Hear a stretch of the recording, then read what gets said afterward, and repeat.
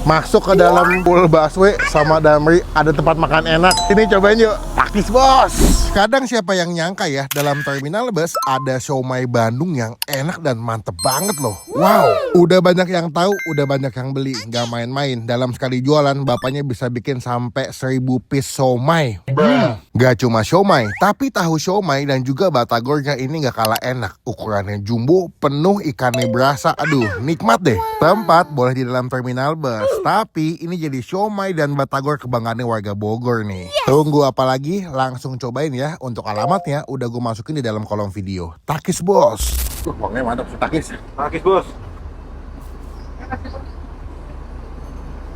Enak dong. Wah, bumbu kacangnya selekoh banget tuh.